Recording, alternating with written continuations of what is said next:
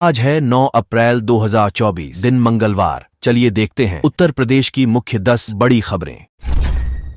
उत्तर प्रदेश में हजारों पदों पर भर्तियां, कई विभागों में बम्पर वैकेंसी। अगर आप सरकारी नौकरी पाने का सपना देख रहे हैं तो तैयारी कर लीजिए। उत्तर प्रदेश में कई हजार पदों पर भर्तियां निकलने वाली हैं। यहाँ अलग अलग विभागों में बम्पर पैमाने पर वैकेंसी निकलेगी। ये भर्तियां उत्तर प्रदेश लोक सेवा आयोग की ओर से की जानी है। आयोग ने विज्ञापन जारी करके इसकी जानकारी दी है। इन नौकरियों की पूरी डिटेल्स यूपीपीएससी की आधिकारिक वेबसाइट uppsc.up.nic. इन दिनों पर देखा जा सकता है।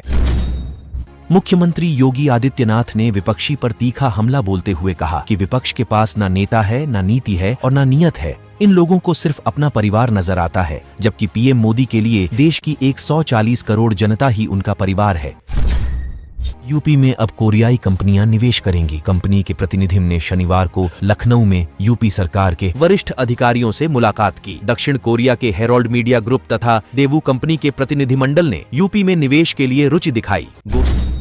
गोरखपुर से समाजवादी पार्टी की प्रत्याशी काजल निषाद को हार्ट अटैक आया है। काजल निषाद को लखनऊ के लिए रेफर किया गया है। उन्हें लखनऊ के मेदांता में एडमिट किया जाएगा। लोकसभा चुनाव की तारीख घोषित होने के बाद से ही सपा प्रत्याशी काजल निषाद चुनाव प्रचार में जुटी हुई है। इसी बीच चुनाव प्रचार के दौरान उनकी तबीयत बिगड़ गई और वे बेहोश हो गई थीं।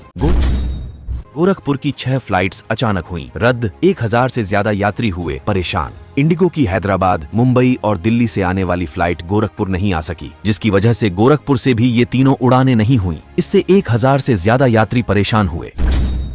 घर घर पहुंचने लगे बिजली निगम कर्मचारी, ले रहे एक एक जानकारी। उपभोक्ता हर महीने कितनी बिजली का इस्तेमाल कर रहा है और कितनी उसे जरूरत है। उपभोक्ता का मीटर कहां लगा है और वह बाईपास तो नहीं कर रहा। बिजली निगम के ऐप पर अब बिजली उपभोक्ताओं का हर रिकॉर्ड दर्ज होगा।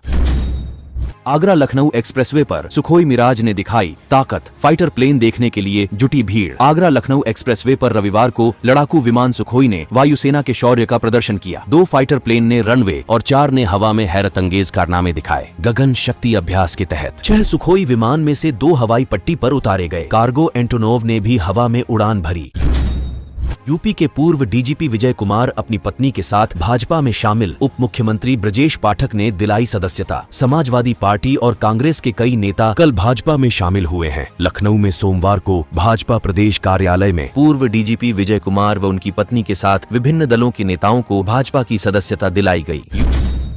यूपी के बदायूं में थोड़ी सी लापरवाही बच्चों के लिए भारी पड़ गई। गेहूं में डालने वाली सल्फास की गोलियों के पाउडर को 4 बच्चों ने चूरन समझकर चाट लिया। कुछ देर बाद ही उनकी हालत बिगड़ गई, जिससे वह अचेत होने लगे। परिजनों ने आनन फानन में सीएचसी बिसौली पर भर्ती कराया, जहां से उन्हें प्राथमिक उपचार के बाद जिला अस्पताल रेफर कर दिया। यहां 2 बच्चों की हालत में सुधार देकर परिजन उन्हें घर ले गए, जहां एक 4 साल के मासूम जैद ने दम तोड़ दिया।